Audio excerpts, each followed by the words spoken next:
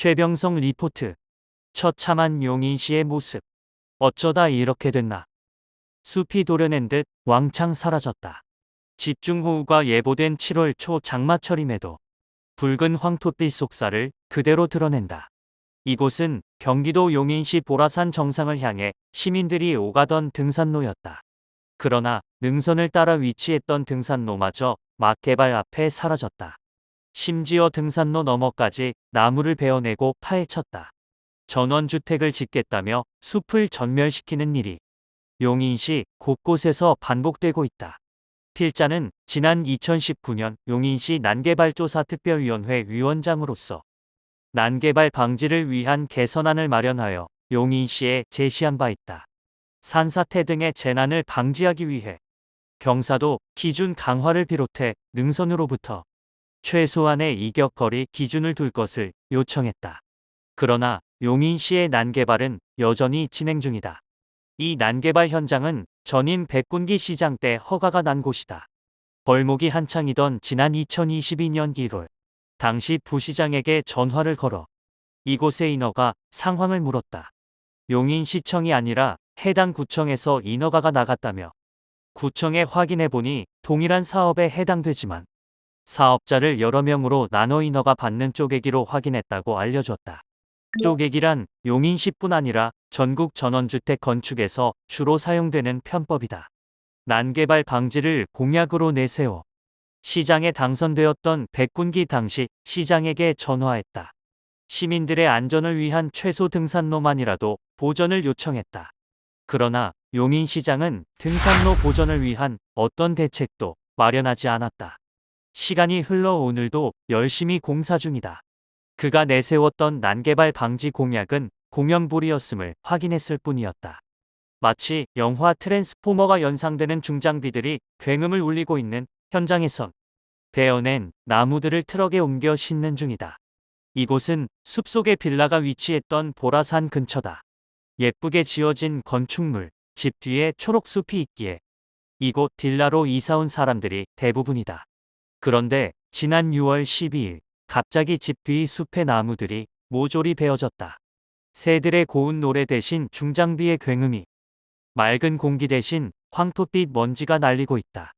중장비가 벌목한 나무들을 옮겨 싣는 바로 옆에 또 다른 전원주택 공사 현장. 뒤편 아파트를 건축하며 산지를 절토하여 만든 높은 옹벽이 있다. 바로 앞에 얼마 남지 않은 사면을 깎아내고 옹벽을 쌓다 공사가 중단된 상태다. 경사면이 무너질 위험이 높아 보인다.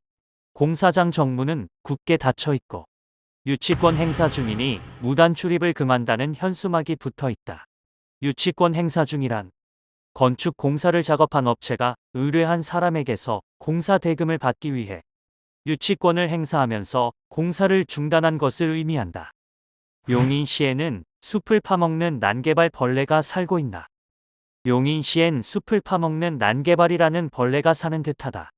산 능선을 향해 서로 경쟁하는 듯 숲을 파헤치고 집을 지었다.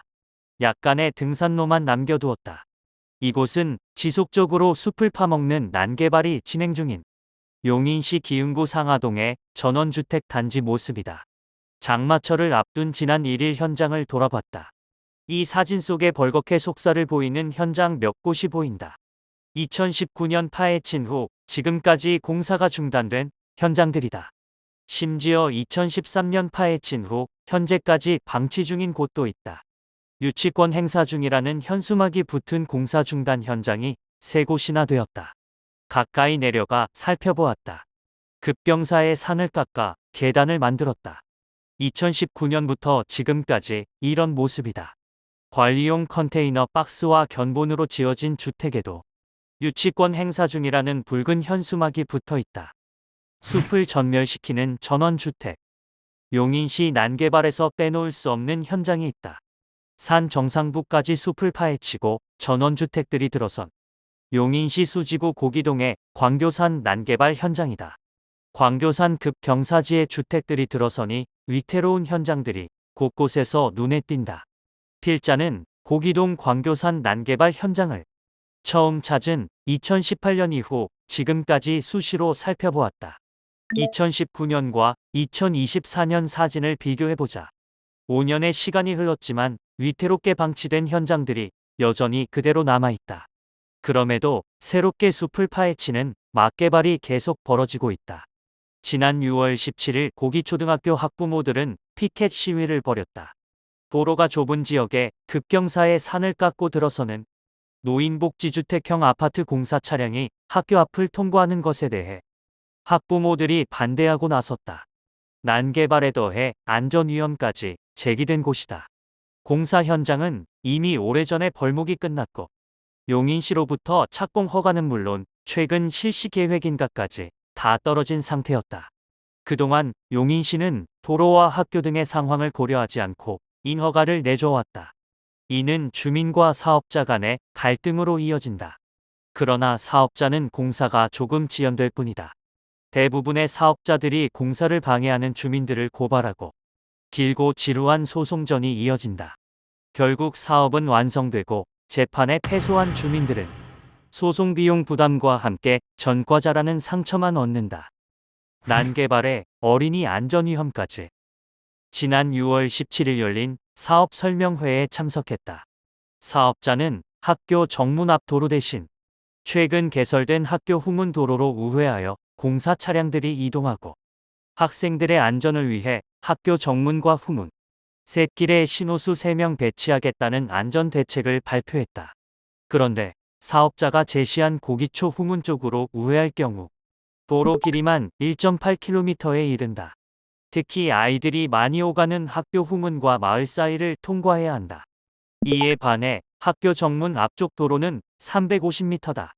특히 고기초등학교 정문 앞에서 고기교까지의 거리는 80m에 불과하다. 오히려 거리가 짧은 학교 정문 앞에 신호수를 집중 배치하는 것이 학생들의 안전을 확보하는 최선책이 될 수 있다.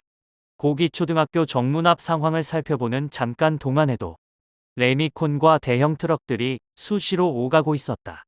고기초등학교 주변의 다양한 공사들이 진행 중이기 때문이다.